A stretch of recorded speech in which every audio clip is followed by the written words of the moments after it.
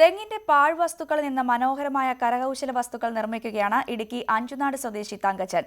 തന്റെ കരവിരുതിൽ തീർത്ത വസ്തുക്കൾക്ക് ആവശ്യക്കാരേറിയതോടെ വിപുലമായ പ്രദർശനം ഒരുക്കിയിരിക്കുകയാണ് ഈ കലാകാരൻ.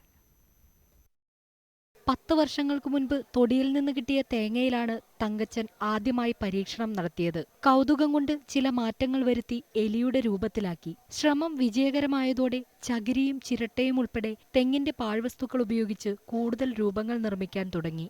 ആന, എട്ടുകാലി, ഡൈനോസർ, വണ്ട്, ചായക്കപ്പ്, ജഗ്, പക്ഷികൾ, ഈർക്കിൽ കൊണ്ട് നിർമ്മിച്ച വീട് തുടങ്ങിയ കരകൗശല വസ്തുക്കൾ ആരെയും ആകർഷിക്കും. തങ്കച്ചന്റെ കരവിരുതിൽ തീർത്ത വസ്തുക്കൾക്ക് വിനോദസഞ്ചാരികൾ ഉൾപ്പെടെ ആവശ്യക്കാരും ഏറെയാണ്. കരകൗശല വസ്തുക്കളുടെ വിപുലമായ ശേഖരത്തോടെ തങ്കച്ചൻ പ്രദർശനം തുടങ്ങി.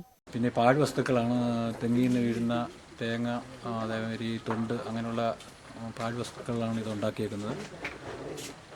കൂടുതലും ചിരട്ട കൊണ്ടുള്ള വസ്തുക്കളാണ് നിർമ്മിക്കുന്നത്. ഇതിലൊരു ചെറിയൊരു വരുമാനം കൂടി നമ്മൾ പ്രതീക്ഷിക്കുന്നുണ്ട്.